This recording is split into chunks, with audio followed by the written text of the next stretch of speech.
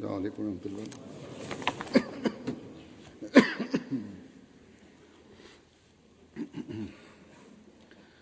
أشهد أن لا إله إلا الله وحده لا شريك له وأشهد أن محمدا عبده ورسوله أما بعد فأعوذ بالله من الشيطان الرجيم بسم الله الرحمن الرحيم الحمد لله رب العالمين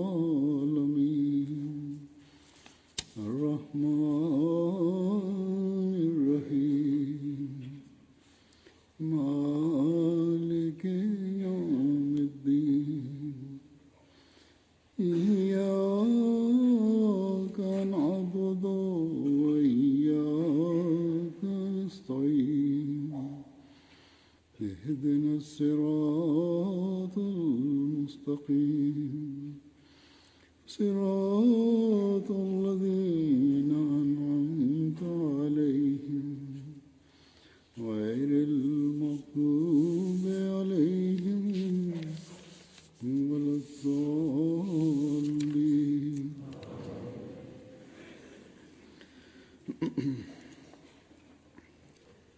İki kun oldin 23 mart edi.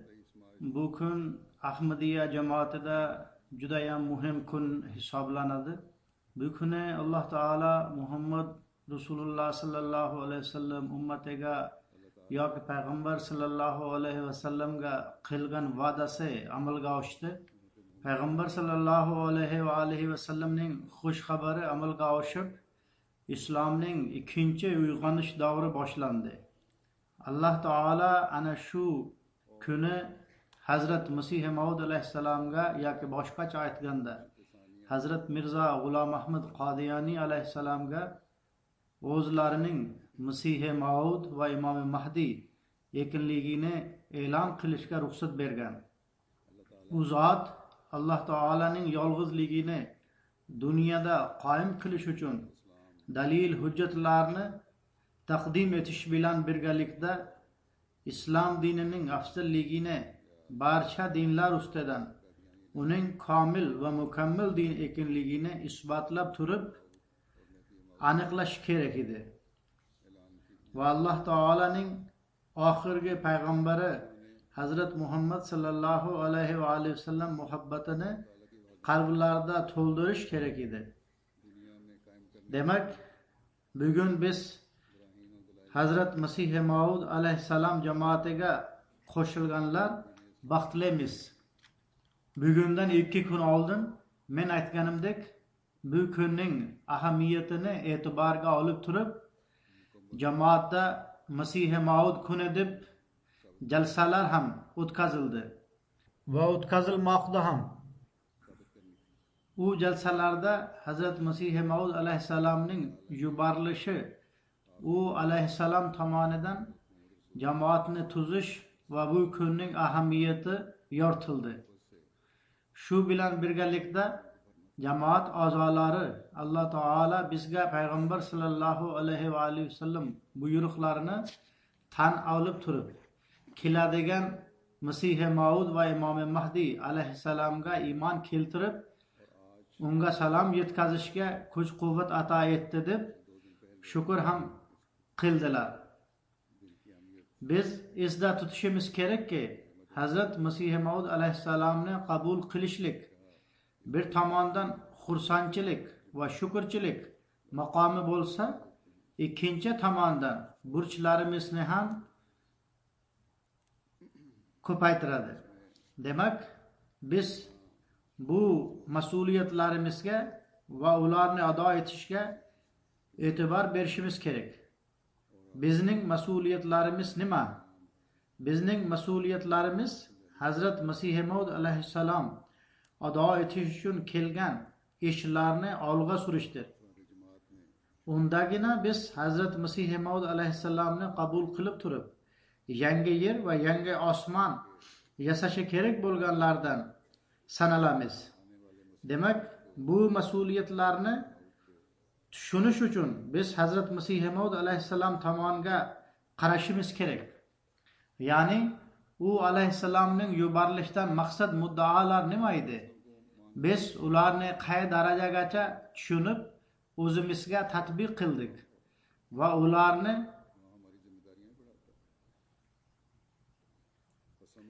yoyish uchun qanday rol o'ynadik va o'ynamoqdamiz.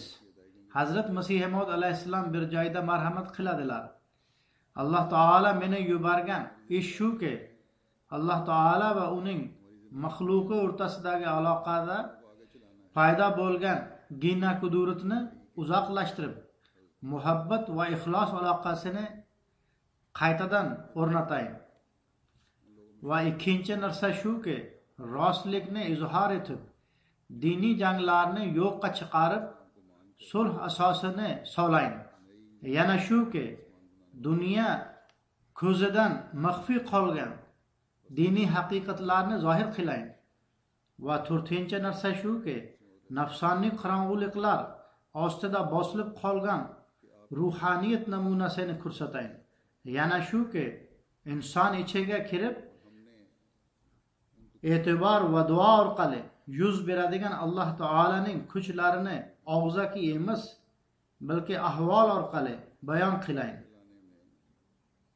Eng ko'pi shuki, har bir shirk aralashmasidan xoli bo'lgan xolis va yaltiroq tavhidning doimiy ko'chatini qavm ichida qaytadan o'tqazayn. Buning barchasi men kuchim bilan bo'lmaydi. Aks holda osmon va yerning xudosi bo'lgan zotning kuchidan bo'ladi. Demak, shu iqtibosda bu davrga kerak bo'lgan 7 ta asosiy narsa bayon qilingan. Ularni xulosa qilib Hazrat Masih Maud alayhissalom shu iqtibosda zikr qilganlar. U alayhissalom Alloh taolo meni shu ish uchun yuborgan deb aytganlaridan ko'rinib turadiki, buning ma'nosi shuki, u kishini tan olganlar bu narsalarni o'zlarida foyda qilib, islomning go'zalligi va tirik din ekanligini dunyoga ko'rsatsanlar. Demak, bizning eng katta va birinchi farzimiz shuki, Alloh taolo bilan aloqamizni ko'paytirib, uni mustahkam qilaylik.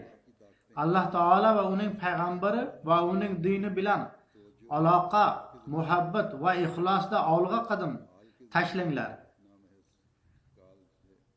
Dunyoga Masih Maud ning kelishligi bilan diniy urushlar bekor qilindi deb xabar beringlar. Bu bir maqsaddir. Va hozir dunyoni bir ummat qilish uchun Alloh taolo barcha payg'ambarlar libosida yuborgan payg'ambar sallallohu alayhi va alihi va sallamning haqiqiy quligina bordir. U alayhissalomning missiyasiga ko'ra biz islomning go'zal ta'limi va rostligini dunyoga oydinlashtirishimiz kerak. Shu ish uchun biz o'z amallarimizni ham ibrat qilishimiz kerak. Ruhaniyatda rivoylanish namunalarini ham qoyim qilib, nafsoniy xohish istaklarimizni yo'qqa chiqarishimiz kerak. Dunyoga ko'rsatish kerakki, Alloh taolo bugun ham oldingidek duolarni eshitadi va o'ziga xolis bandalarga va yuborganlarga javob ham qiladi. O'zini xolis bandalarining qalblariga tasalli beruvchi sabablarni ham paydo qiladi. Dunyoga Alloh taolaning vahid va yagona ekanligini bildirishimiz kerak.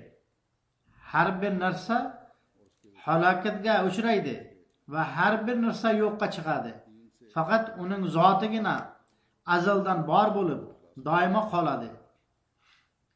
Demak, bizning omon qolishligimiz vahid va yagona va doimo qoladigan zot Allah bilan aloqani o'rnatishdadir. 23-mart kuni Masihi Maud kunini nishonlaganimizda Hazrat Masihi Maud alayhissalom ana shu narsalarni dunyoda paydo qilish uchun tashrif buyurgan edilar. Biz unga iymon keltiruvchilarda anavi narsalar paydo bo'ldimi yoki biz bu inqilobni o'z ichimizda paydo qilishga harakat qilmoqdamizmi deb ana shuni hisob kitob qilishimiz ham kerak. Yana boshqa joylarda ham Hazrat Masih Maud alayhissalom o'zining yuborilish maqsad muddaosini ham batafsil bayon qilganlar. Men u alayhissalomning ayrim iqtiboslarini taqdim etaman.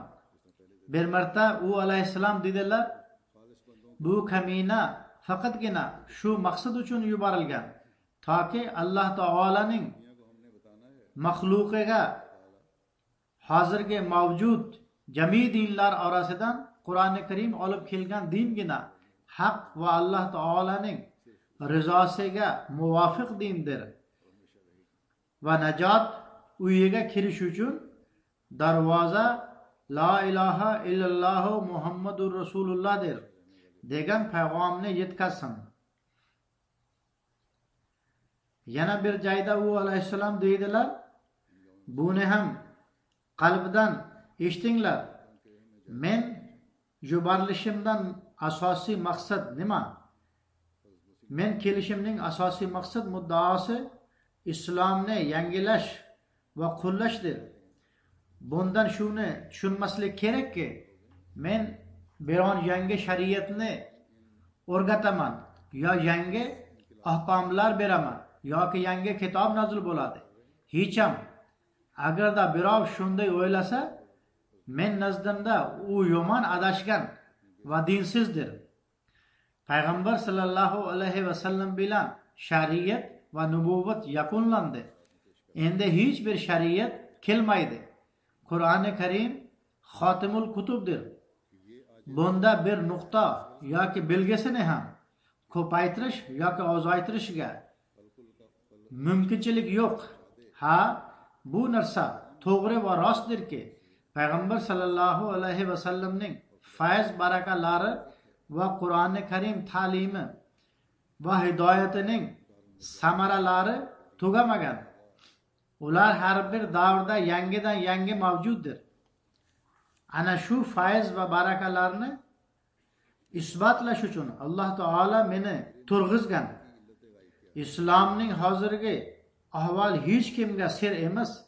Barchasi buni tan olganlarki, har qanday kamchiliklar va inqirozga musulmonlar uchramoqdalar va har tomonlama ular pastga tushib ketmoqdalar. Ularning tili ular bilan bo'lsa ham qalblari yo'q va islom yetim bo'lib qolgan. Ana shu ahvolda Alloh taolo meni yuborgan, toki men uni himoyalab qarab turayin. U o'z va'dasiga muvofiq meni yuborgan, zero u marhamat qilgan edi. Inna nahnu nazzalna zikra va inna lahu lahafizun. Ya'ni bu zikrni biz tushirganmiz va biz o'zimiz uni asraymiz. Ya'ni Qur'on ta'limini yoyish va uni asrash burchini Alloh taolo o'z zimmasiga olgan va ana shu maqsad uchun Masihi Maudni yuborgan. U alayhissalom deydilar, agar shu vaqtda yordam, nusrat va hifozat qilinmaganda edi, unda boshqa qaysi vaqtda kelardi? Ana shu 14-asrda Badr paytidagi ahvol kabi ahvol bo'lmoqda. Ana shu haqida Alloh taolo deydi, "Valaqad nasarakumullohu bi badrin va antum azilla." Ya'ni Badr jangida oz bo'lsangiz ham albatta Alloh sizlarga yordam bergan. U alayhissalom deydi, bu oyatda ham dar haqiqat bir xush xabar zikri bor edi. Ya'ni 14-asrda islom kuchsiz va zaif bo'lganida Alloh taolo bu asrashlik va'dasiga muvofiq unga yordam beradi. Unda sizlar uning islomga yordam berganligiga nega taajjublanasizlar? Men bu narsaga afsuslanmaymanki, men nomim Dajjal va yolg'onchi qo'yiladi va har qanday tuhmatlar qo'yiladi. Sababi shuki, men bilan ham mendan oldin yuborilganlar bilan qilingan muomala qilinishi zarur edi, toki men ham bu qadimiy sunnatdan hissa olardim. Yana bir joyda u alayhissalom Masih Maudning yuborilishi maqsad muddaolarini bayon qila turib deydilar: men kelishimning ikkita maqsadi bor. Musulmonlar uchun shuki, ular haqiqiy taqvo va tahorat ustida qoyim bo'lsinlar. Ular Alloh taolo musulmon degan so'zda xohlagan tushunchadagidek haqiqiy musulmon bo'lishsin va nasroniylar uchun xochni sindirishlik bo'lsin va ularning soxta xudosi ko'rinmasin. Dunyo uni tamoman unutib yuborsin. Yagona xudoga ibodat bo'lsin. Nega odamlar men shu maqsadlarimni ko'rib turib qarshilik qilishadi? Ular esda tutsinlar, tabiiy munofiqlik va dunyodagi iflos hayot bilan bo'lgan ishlar, ular o'zlari shu zahardan halokatga uchraydi. Nima yolg'onchi ham hech qachon muvaffaqiyat topa oladimi? Innalloha la yahdi man huwa musrifun kazzob. Ya'ni Alloh taolo o'ta yolg'onchiga hech qachon muvaffaqiyatga uchratmaydi. Yolg'onchining halok bo'lishi uchun uning yolg'oni kifoya qiladi. Biroq qaysi ishlar Alloh taolaning buyukligi va uning payg'ambarining fayz barakalarini izhor etish va isbotlash uchun bo'lsa, hamda Alloh taolaning o'z qo'lidan o'tkazilgan ko'chat bo'lsa, uni farishtalarning o'zlari qo'riqlaydilar. Kim ularni yo'q qila oladi? Esda tutinglar, agar men ishlarim faqat do'kondorchilik bo'lsa, uning nom nishoni o'chib ketadi. Biroq agarda bu Alloh taolo tomonidan bo'lsa va albatta uning tomonidandir, ha butun jahon unga qarshilik qilsa, bu kengayadi va tarqaladi. Hamda farishtalar uni asraydilar inshaalloh. Agar biron bir kishi ham men bilan bo'lmasa va hech kim yordam bermasa, unda ham men ishonamanki bu jamoat muvaffaq bo'ladi. Men qarshilikni e'tiborga olmayman. Buni ham o'z jamoatim uchun zarur deb bilaman.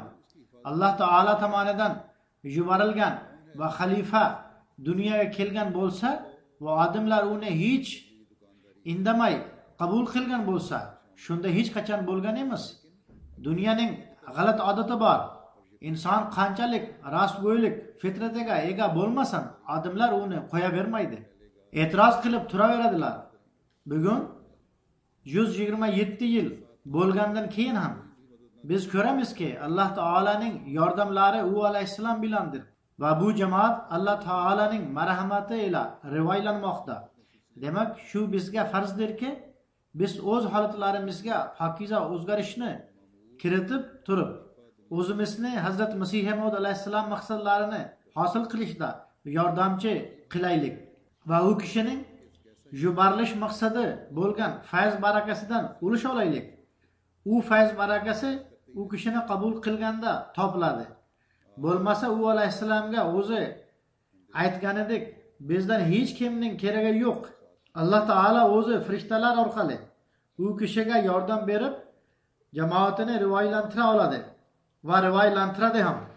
So'ngra yana bir joyda o'zining yuborilish maqsadini bayon etib deydilar: Alloh taolo meni bu madfun xazinalarni dunyoga zohir qilgani va yaltiroq durlarga tashlangan nopok e'tirozlar loyidan bularni tozalagani yuborgandir.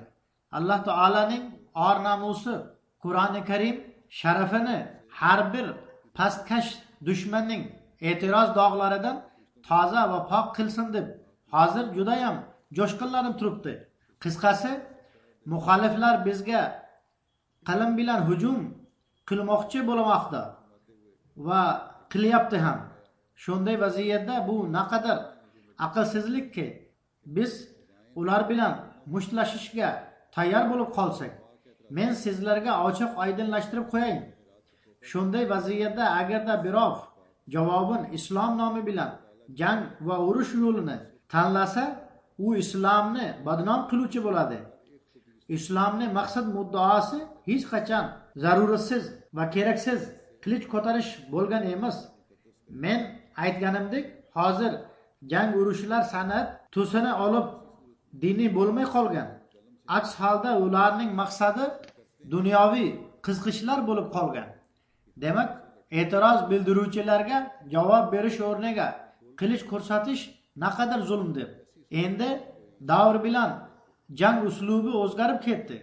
Shuning uchun keragi shuki, o'z qalblarimiz va miyamizdan foydalanaylik va nafslarimizni tozalaylik.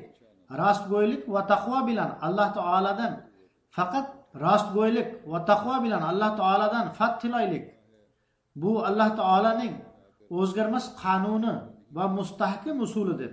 Agarda musulmonlar faqat og'zaki va quruq gaplar bilan muvaffaqiyat va g'alabani xohlasalar, bu mumkin emas. Alloh taolo shunchaki gaplar va so'zlarni xohlamaydi. U haqiqiy taqvoni istaydi va haqiqiy tahoratni yoqtiradi. Innalloha ma'allazina taqaw vallazina hum muhsinun deb aytgan edik. Demak, bu taqvodir. Uni biz o'zimizda foyda qilib turib, islomning go'zal ta'limidan dunyoga xabar berishimiz kerak. Islomning yoyilishi taqvo bilan bog'liqdir deb musulmonlarga ham tushuntirishimiz kerak.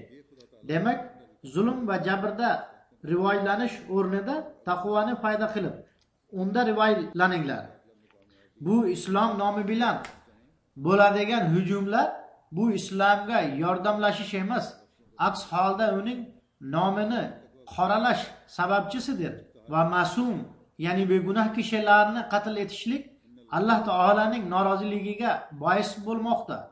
O'tgan kunlarda Belgiyada terror hodisasi yuz bergan. Unda o'nlab begunoh kishilar halok bo'ldi va yuzlab jarohatlandilar.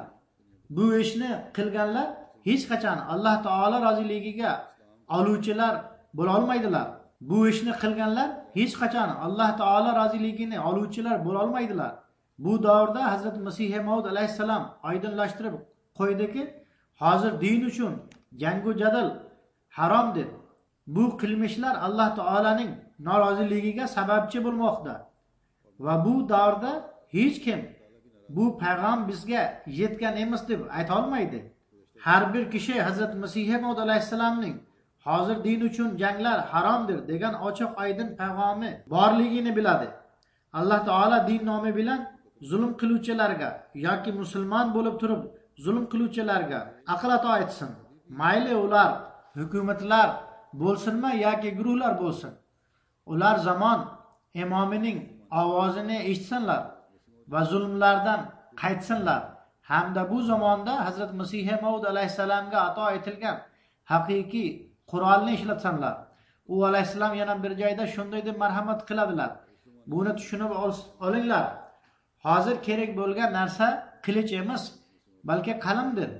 Bizning muxoliflarimiz islomga solgan shubhalar va ularning fanlar va hilalar orqali Alloh taolaning rost diniga hujum qilmoqchi bo'lganligi men e'tiborimni shu narsaga tortganki, men qalbiy qurollar bilan qurollanib ushbu fan va ilmiy rivoylanish jang maydoniga tushayin va islomning ruhoniy jasurligini va botiniy quvvat mo'jizasini ko'rsatayin. Men qachon bu maydonga loyiq edim? Bu faqat Alloh taolaning fazl marhamati va cheksiz atosi bo'lib, u menday kamtar inson qo'lidan uning dinining sharafi zohir bo'lishini xohlaydi. Men bir marta muxoliflarimiz tarafidan islomga qilingan e'tirozlar va hujumlarni sanab chiqsam, ular soni men hisob kitobim bo'yicha 3000 edi. U alayhissalom deydilar, men bu son yanada ko'paygan bo'lsa kerak deb tushunaman. Deydilar, islomning asosi 3000 e'tiroz varid bo'lishi mumkin bo'lgan narsalar ustiga qo'yilgan deb tushunmasin. Yo'q, shunday hech ham emas. Bu e'tiroz kalta fahm va nodon kishilar nazarida e'tirozdirlar. Biroq men sizlarga chin va rostni aytayin. Men e'tirozlarni sanab chiqqanim bilan birgalikda sinchiklab ko'rib chiqdim. Bu e'tirozlar tagida darhaqiqat judayam nodir sadoqatlar mavjuddir. Ular zeriksizlik natijasida e'tiroz bildiruvchilarga ko'ringan emas. Darhaqiqat bu Alloh taolaning hikmatidirki, ko'zi ojiz e'tiroz qiluvchi odam kelib to'xtagan joyda faktlar va ma'orifning yashirin xazinasi bordir. So'ngra u alayhissalom Alloh taolo islomiy nurni ko'rsatish uchun u alayhissalomni yuborganligini va nasroniylar aqidasi ular o'zlari ham tushunmaydigan aqida ekanligini bayon qila turib deydilar, endi bular xohlamas, buni tanlab olganlar. Al-qissa bular aqidasi haqida qancha gapiraylik, islom olib kelgan narsagina haqiqatdir. Alloh taolo meni yuborgandir toki men islomda topiladigan nurni, haqiqatni izlovchilarga ko'rsatayin. Haqiqat shuki, Alloh taolo bordir va u yagonadir.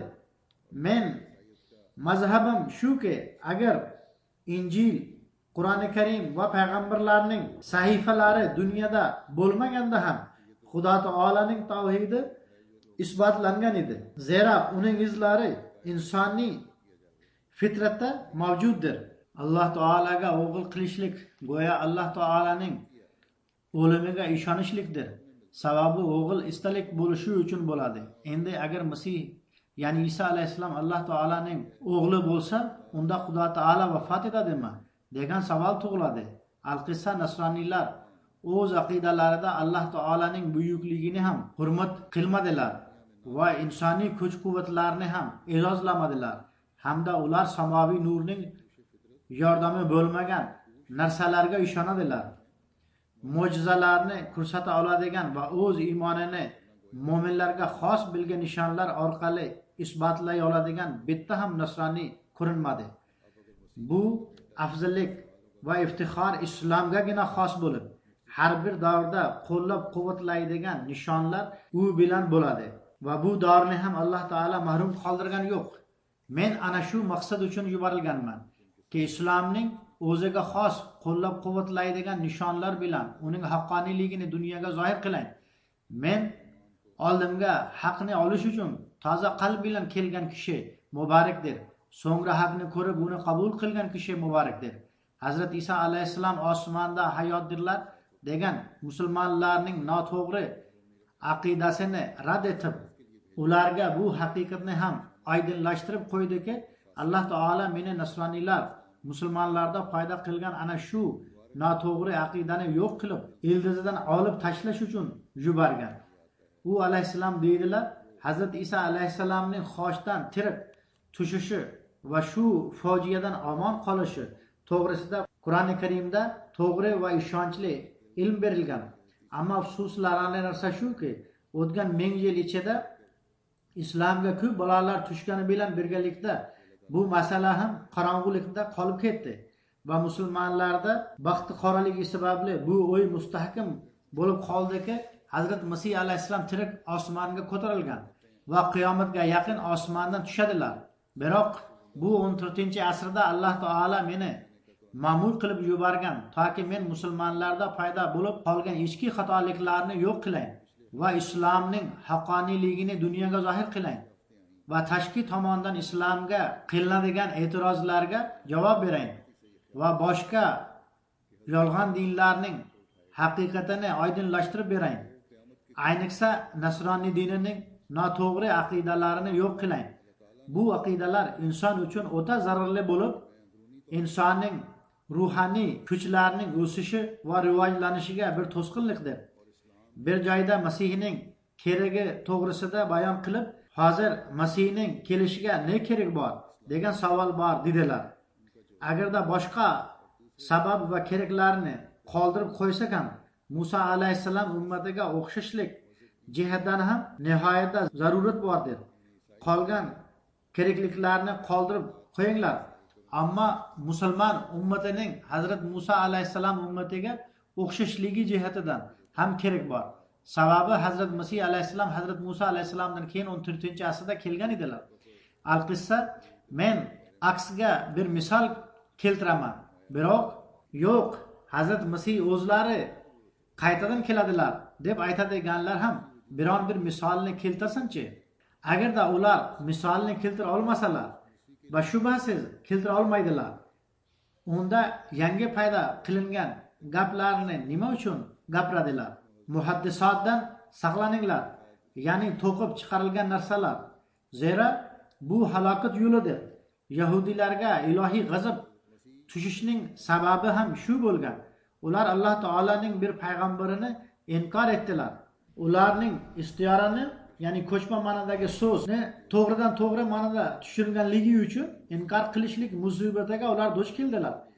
Ya'ni ishora va istiyoradagi so'zni ular to'g'ridan to'g'ri ma'noda tushungan. Natijatan ular mag'lub qavm bo'lib qolishdi. Shunga o'xshash hodisa hozir ham mavjud. Ya'ni ularga duch kelgan ahvol hozir ham bordir. Men musulmonlarning ahvoliga achinamanki, ular oldida yahudiylarning bir misoli oldindan mavjuddir va 5 mahal namozlarida g'ayril mag'zubi alayhim degan duo qilishadi va bularning barchasi bundan murod yahudiylardir deb tan oladilar. Men tushunmaymanki, nega bular shu yo'lni tan oladilar. Bir xil masaladir va bir payg'ambar huzurida yechilgandir. Endi shu qarorga qarshi nega o'zlari Masihni osmondan tushiradilar? Masih alayhissalom o'zlari Eliya masalasini yechgan va isbotlab berdiki, ikkinchi kelishlikdan murod baruzi kelmoqlikdir. Va Eliyaning shaklida Yahyo keldi. Biroq endi bu musulmonlar shu misolning borligidan ham Masihning o'zini osmondan tushirmaguncha rozi bo'lmaydilar. Ammo men aytamanki, sizlar va yordamchilaringiz barchasi birgalikda Masih osmondan tushsin deb duo qilinglar. So'ngra qaranglar, u tushadimi yoki tushmaydimi? Men shubhasiz aytamanki, agar umr bo'yi boshlaringizni urib tursangizlar va shunday duolaringizni takror qilib burunlaringiz ham ishqalanib ketsa, unda ham u osmondan tushmaydi. Zira keladigan kishi kelib bo'ldi. Koshkiydi musulmonlar bu muhim narsani tushunib olsinlar va Alloh taolo tomonidan yuborilgan kishiga qarshilik qilish o'rniga u bilan bog'lanib islomning haqqoniy ta'limini dunyoda tatbiq qiluvchilar bo'lsin va har bir darajada adolat va tinchlikni o'rnatish uchun harakat qilsinlar. Bu musulmonlar g'ayri musulmonlar va dinsizlarga islomning haqiqiy tasvirini ko'rsatib, islomga xizmat qiluvchi musulmon bo'lishlari kerak. Hazrat Masih Maud alayhissalom o'zining haqqoniyligiga 4 xil nishonlarni zikr etib deydilar. Eng birinchi nishon arab tilini bilmoqlikdir. Bu nishon Muhammad Husayn Batolvi menga nisbatan u arab tilining bir siyg'asini ham bilmaydi deb yozganida menga ato etilgan. Holbuki men bundan oldin men arab tili siyg'alarini bilaman deb hech qachon da'vo qilganim yo'q. Arab tilidagi talaffuz qilishlik va yozmoqlik bo'yicha o'qigan kishilar undagi qiyinchiliklarga baho bera oladilar va uning yaxshiliklarini hisobga oladilar. U alayhissalom deydilar, Mavloviy sohib, ya'ni Mavloviy Abdul Karim sohib oldindan ko'rib turgan qanday qilib Alloh taolo mo'jizona yordam bergan. So'z xolis tildan mos joyda topilmaganda nihoyatda qiyinchilik paydo bo'ladi. U paytda Alloh taolo u so'zni qalbga solib qo'yadi. Yangi va soxta tilni yaratib olish osondir, biroq xolis til mushkuldir. Yana biz bu kitoblarni qimmatbaho mukofotlar bilan chop etdik. Sizlar kimdan xohlasangizlar yordam olinglar. Mayli ona tilisi bo'lgan kishilarni qo'shib olinglar.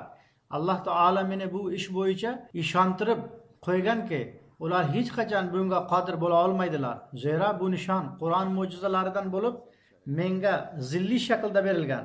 Ikkinchisi duolarning qabul bo'lishligidir.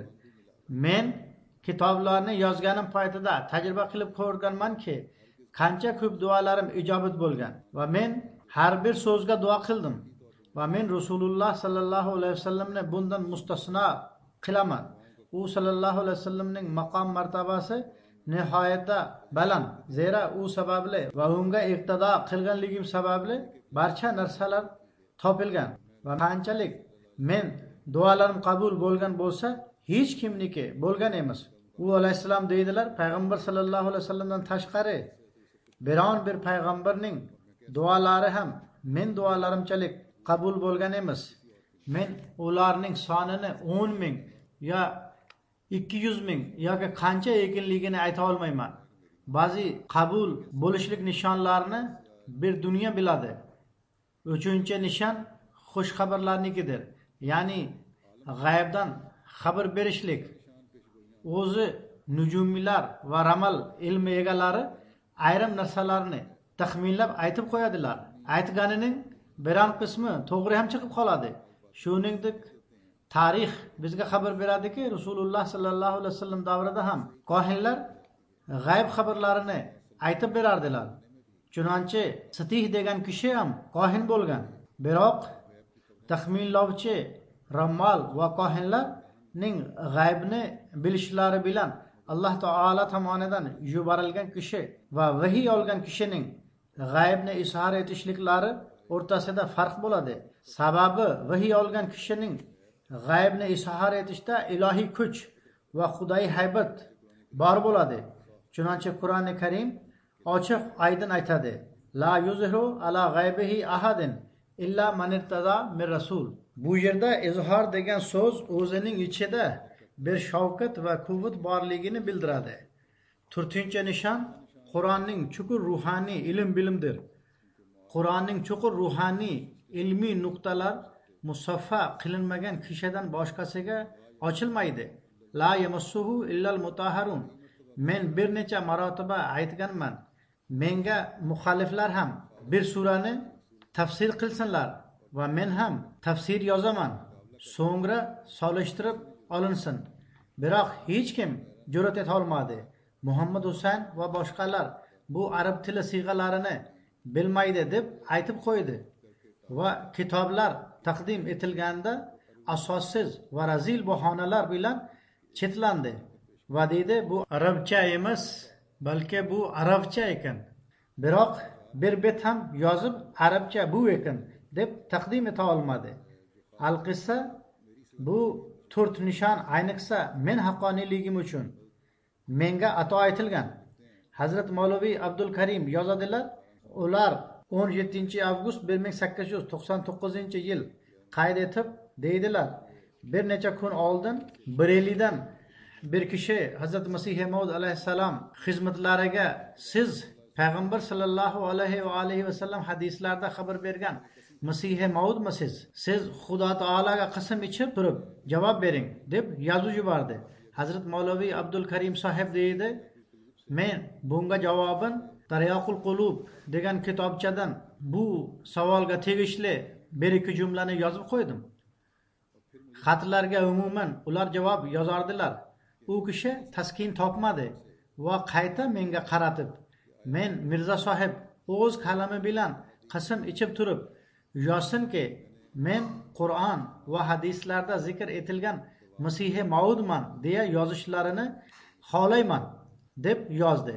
Men shom namozidan so'ng qalam, siyoh qutisi va qog'ozni Hazrat janoblarining oldiga qo'yib qo'ydim va bir kishi shunday yozgan deb iltimos qildim.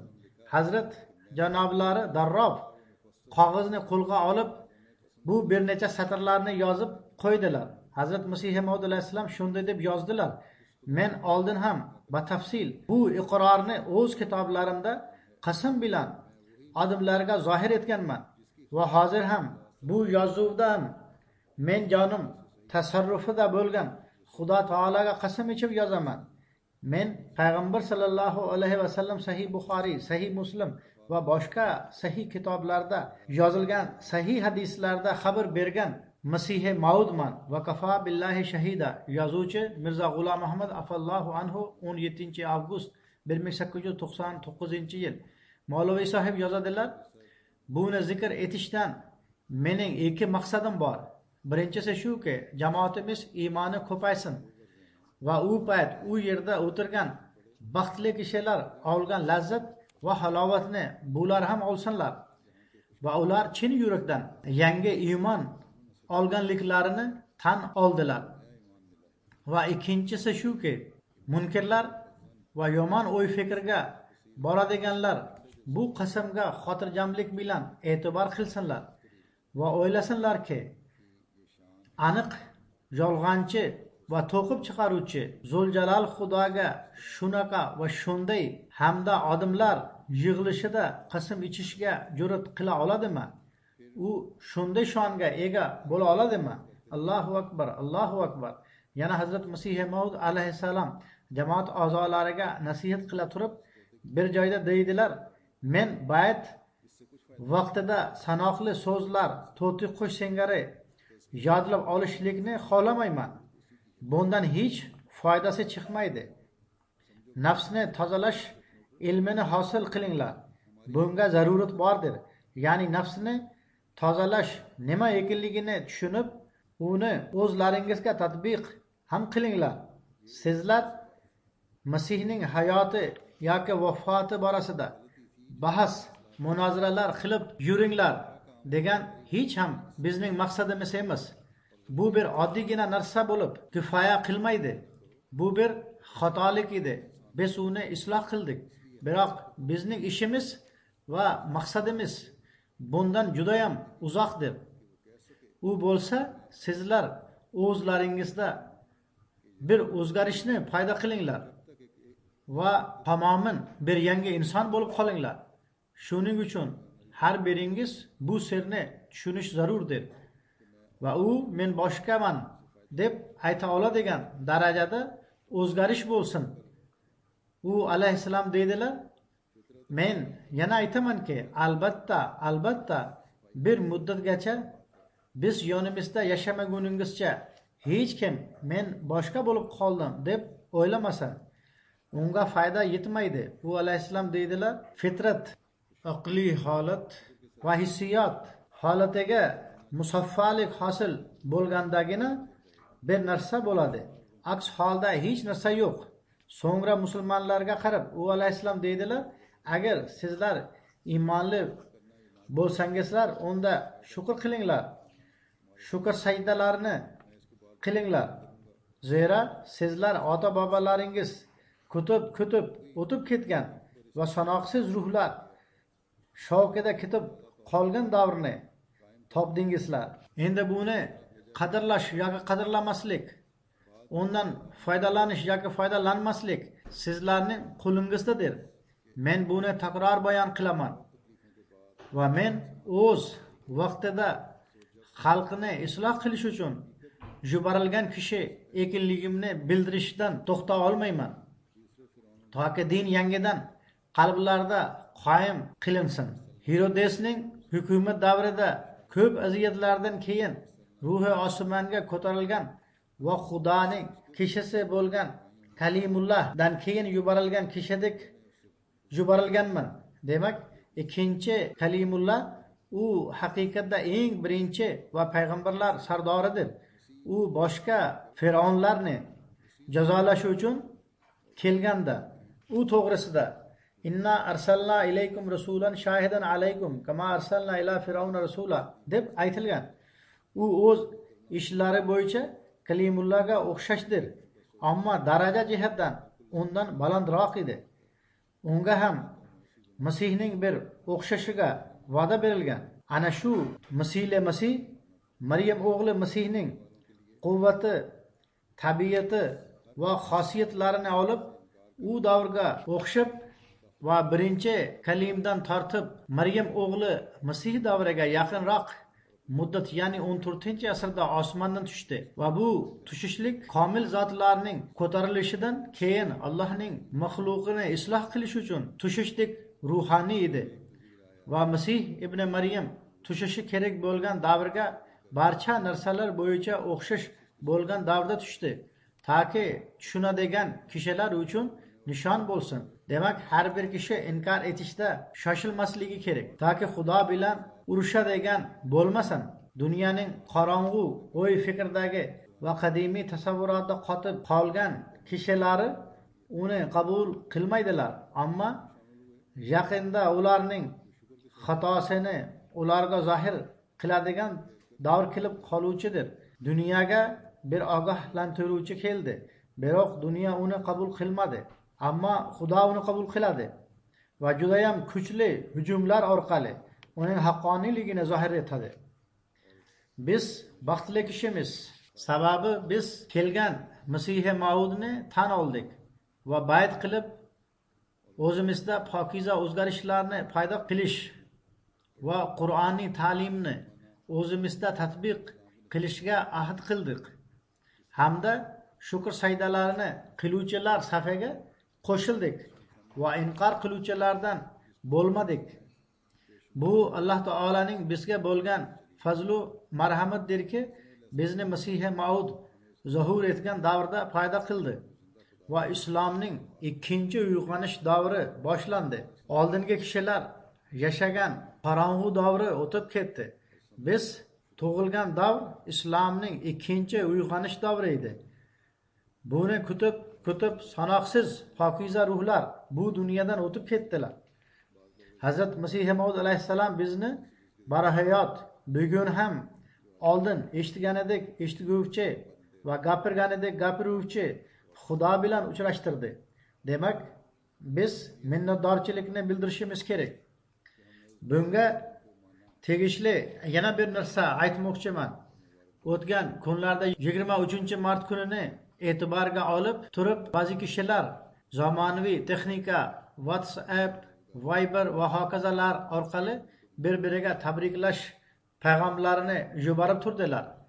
Agarda shu tabriklashlar biz Hazrat Masih Maud alayhissalomga iymon keltirdik va iymon keltirib dinga yordam beruvchilar va uning yaxshiliklarini dunyoda taratguvchi hidoyat topgan musulmonlar safiga qo'shildik degan niyatda bo'lsa, unda hech qanday ziyon va bidat yo'q. Shubhasiz shunday tabriklashlar tabriklovchilarning haqqi edi. Hayratlanarli narsa shuki, tabriklovchilarga bir kishi shu payg'amlar orasida o'z payg'omi orqali bir xat yozib bundan qattiq man etdi va dedi, shunday qilib qolgan musulmonlarning bidatlarga tushgani kabi sizlar ham bidatlarga tushib ketasizlar. Men bu kishiga hayratlanaman. Men fikrimcha u kishida diniy bilim ham bor va jamoat sistemasini ham yaxshi biladi. U kishi sizlar bidatlarga berilib ketasizlar deb qanday ayta oladi? Ahmadiylarda Hazrat Masih Maud alayhissalomni tan olishlik natijasida bor xilofat ne'mati boshqa musulmonlarda yo'q. Agarda biron bir noto'g'ri narsa yoki bidat paydo bo'layotgani ko'rinsa va agarda xilofat haqqoniy bo'lsa, inshaalloh uni o'zi man etib qo'yadi. Ikkinchi narsa shuki, odamlarning niyatiga ham shubhalanmaslik kerak. Innamal a'malu binniyat ham vorid bo'lgan. Birov yaxshi niyat bilan qilgan bo'lishi mumkin. Demak, bu kishi ham xilofat qalqoni orqasidan turib gapirishi kerak edi. Xilofat qadamlaridan oldiga o'tishga harakat qilmasin. Esda tutinglar, kimda kim harakat qilsa u adashib ketadi. Birlikni saqlab turinglar. Shaxsiy o'y fikrni jamoat a'zolariga majburlab o'tkazmanglar. Shunday kishilarga bir misolni keltiraman. Bu shunchalik ham noto'g'ri narsa emas, biroq musulmonlarda ayrim rivoyat topgan bidatlar to'g'risida Hazrat Masih Maud alayhissalom ko'z qarashlari qanday bo'lgan? Bir marta Hazrat Masih Maud alayhissalomga qazoi umri, ya'ni Jumatul Vidoda oldin qazo bo'lgan namozlarni o'qishlik to'g'risida savol berildi.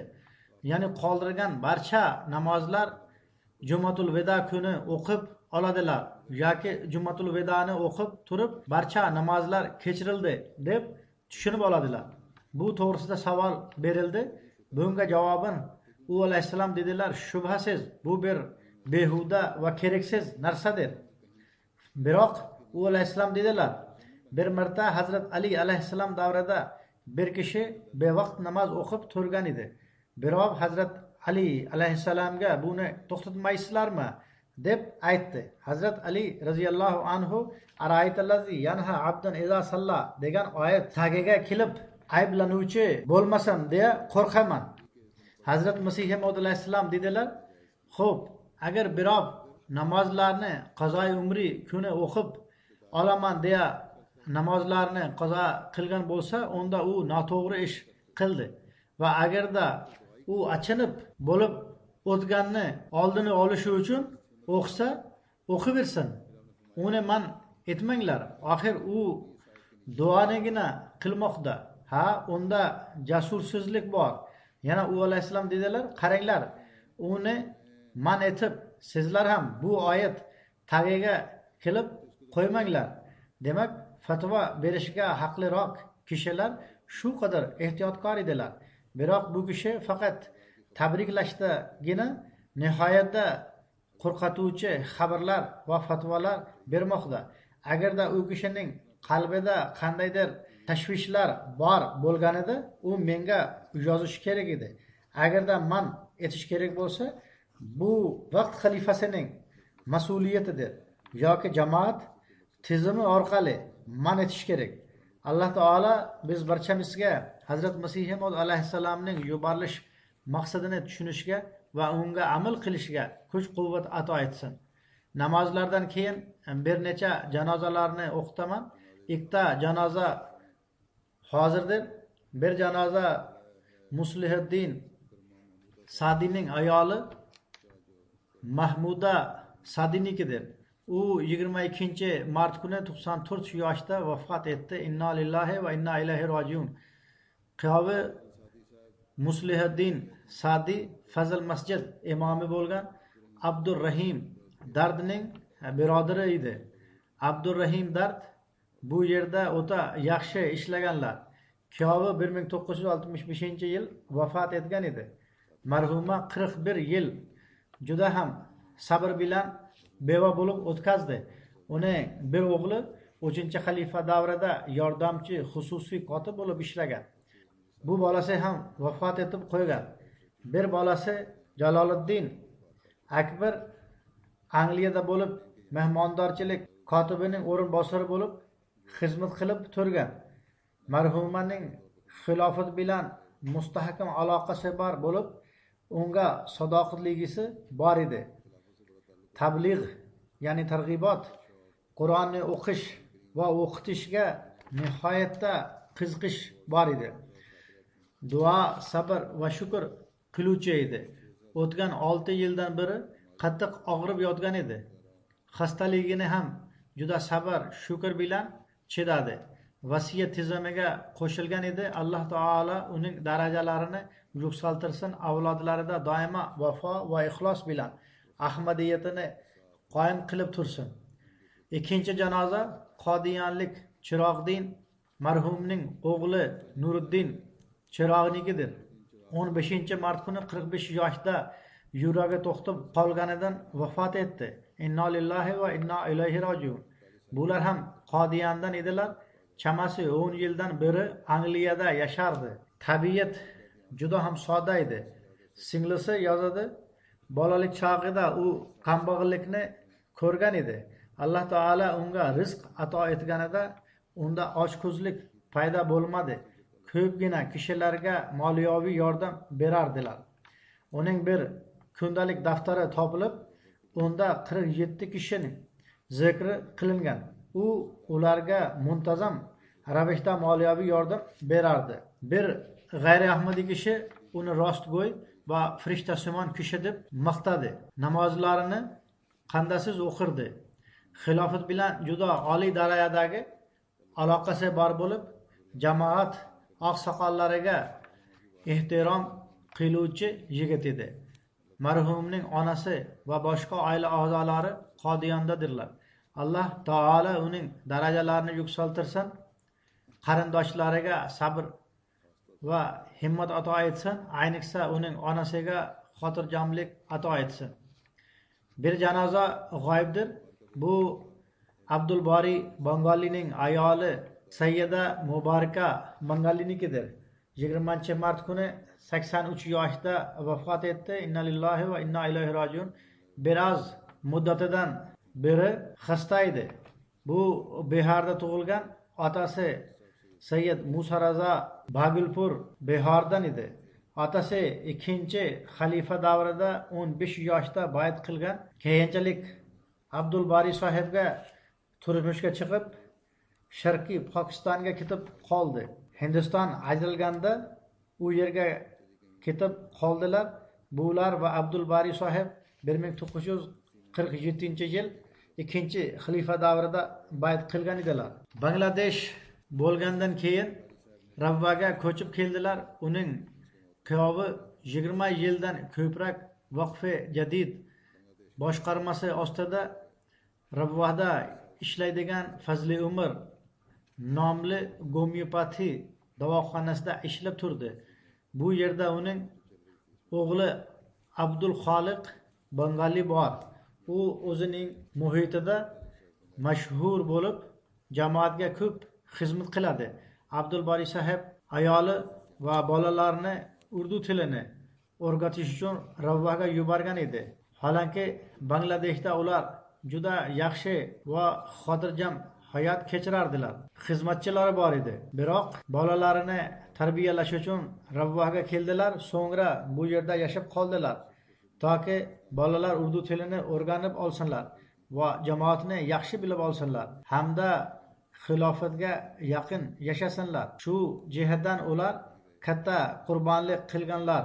Alloh taolo uning darajalarini yuksaltirsin va Ravvaga kelib yashab, ular qurbonlik qilgan maqsadlarini amalga oshirish uchun bolalariga kuch-quvvat ato etsin. Men aytganimdek, shu 3 janozani namozlardan keyin o'qitaman, inshaalloh.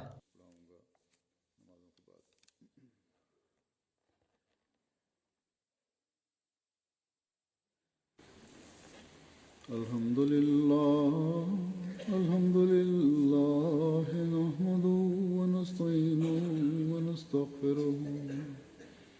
ونؤمن به ونتوكل عليه ونعوذ بالله من شرور أنفسنا ومن سيئات أعمالنا من يهده الله فلا مضل له ومن يضلل فلا هادي له ونشهد أن لا إله إلا الله ونشهد أن محمدا عبده ورسوله عباد الله رحمكم الله إن الله يأمر بالعدل والإحسان وإيتاء ذي القربى وينهى عن الفحشاء